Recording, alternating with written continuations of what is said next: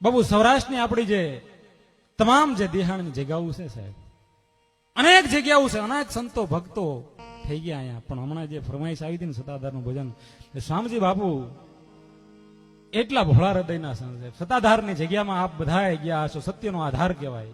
એક પ્રસંગ અહીંયા મારે કેવો છે, તમને જે મોજ આવે શામજી બાપુને માનતા હોય સાહેબ આમાં વરહી જાજો. કારણ શામજી બાપુ એમ કહેતા કે માયાનો અને કાયાનો કોઈ દી ભરોસો ન કરવો, માયા અને કાયાનો કોઈ દી ભરોસો ન કરવો સાહેબ. એક જ સૌરાષ્ટ્રની જગ્યા કે જ્યાં અન્ન અને ધનનું દાન દેવાતું હોય. શામજી બાપુ કેટલું ભોળપણ હતું, કેટલી ભોળપણ ભક્તિ હતી બાપુની. જ્યારે હાજે આરતી થાય ને ત્યારે જે દુખી કોઈ ગરીબ ગુજાર જ્યારે પણ જે આરતીમાં આવતા ને, આ બધા વડીલોએ વાત સાંભળ્યું છે પણ મને બહુ ગમે છે એટલે દોહરાવું છું.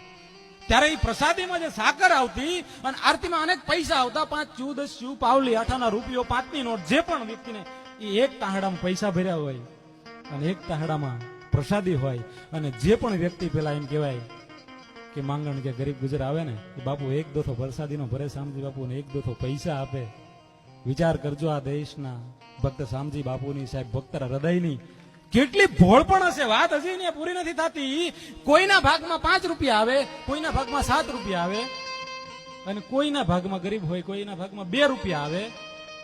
સાંભળજો આ દેશના સંતની હૃદયની કેટલી ભોળપતા હોવી જોઈએ, કેટલું ભોળપણ હોવું જોઈએ, કેટલી નમ્રતા હોવી જોઈએ. જેના ભાગમાં ઓછા પૈસા આવે ને એ શામજી બાપુને ગાળું દે. અને ત્યારે કોઈ એમ કીધું બાપુ તમે આને રૂપિયા આપો છો અને આ લોકો ઓછા પડે એટલે તમને ગાળું દે છે. તેથી મારા ભારત વર્ષનો સંત શામજી બાપુ એટલું બોલ્યા કે ભાઈ જેની પાસે જે હોય ને આપે, આપણી પાસે હોય ને આપણે દુનિયાને દેવાય. બાપ જેની પાસે જે હોય ને એ દુનિયા આપે, આપણે આપણી પાસે હોય. ભાઈ મારો બાપ ભલામણ હે આપણા કોઠામાં જે ભર્યું હોય ને આપણે જગતને દેવાય. દુનિયા આપણને ગાળું દે તો જરૂરી નથી કે આપણે સામે એને ગાળું દેવી. એ શામજી બાપુનો એક પ્રસંગ અદભુત, મને આ પ્રસંગ ગમે છે. બાપુ અન્ય ઇતર કોઈ પણ સમાજમાં જાવ ને તો આ ફરમાઈશ આવે. આ પ્રસંગ અનેક વાર સાંભળ્યો હોવા છતાં, કારણ કે આવી ઘટના ભારત વર્ષમાં મને લાગે છે કે ન ભૂતો ન ભવિષ્ય હતી. બરોબર અલ્હાબાદ કુંભનો મેળો હતો બાપુ, અને એ કુંભના મેળાની મારી પાસે શામજી બાપુ જો રૂપિયા ભેગા કર્યા હોત ને બાપ તો હતા રાજ હોના નહીં હોત. શામજી બાપુ એક જગતને લૂંટાયું, શામજી બાપુએ વાપર્યું છે, શામજી બાપુએ વાવ્યું છે.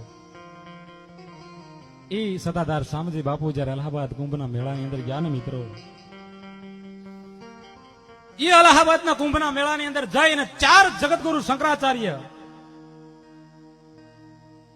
4 શક્તિપીઠના શંકરાચાર્યો જેને કહેવાય ધર્મ જગતગુરુ શંકરાચાર્ય, 4 મઠાધિપતિ શક્તિ પીઠના જગતગુરુ શંકરાચાર્યો બેઠા છે, અને હજારો ભારત વર્ષના સંતો છે. અને 4 જગતગુરુ શંકરાચાર્યની સામે 2 હાથ જોડીને શામજી બાપુ એટલું બોલાતા કે હે જગતના તાત, હે જગતગુરુ બાપ આ કુંભનો મેળો છે.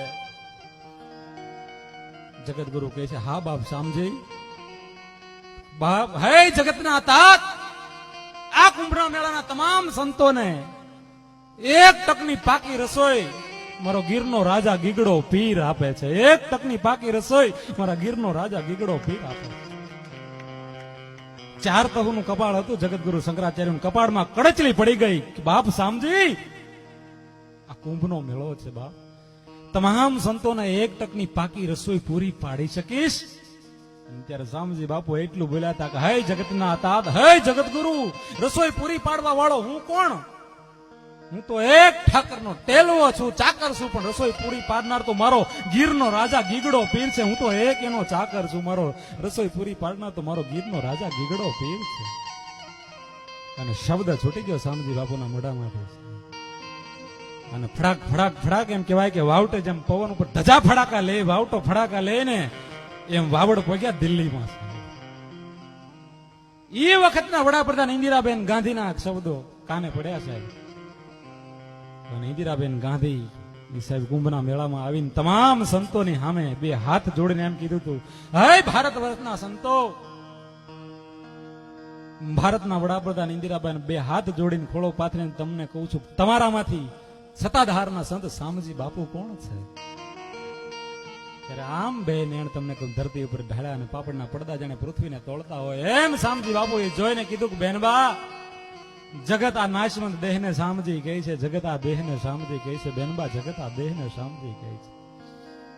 અને હવે સાંભળજો મિત્રો, જ્યાં શામજી બાપુ બેઠા હતા ને ને સામે ભારતના વડાપ્રધાન ઇન્દિરાબેન ગાંધી બેઠા અને ખોળો પાથરી અને બે હાથ જોડીને આપણી દીકરીઓ જેમ તમને કહું હુરાપુરાના મંદિરે કૃષ્ણદેવના મંદિરે પગે લાગે ને, ઇન્દિરાબેન ગાંધી ક્યાં શીખવા ગઈ છે ભલામણા બાપુની સામે બે હાથ જોડીને કીધું, કઈ ભારત વર્ષના ઓલિયા પુરુષ, હે શામજી બાપુ બાપ, ધન્યવાદ છે તારા ભજનને, ધન્યવાદ છે તારી પીરાઈને, પણ મને એક વાતનો જવાબ આપો શામજી બાપુ, કે મારી સરકાર આ તમામ સંતોને એક ટકનું પાણી નથી પૂરી પાડી શકતી, તો તારા ભજનની કઈ એવી પીરાય છે બાપ કે એક ટકની પાકી રસોઈ તમે પૂરી પાડી શકશો?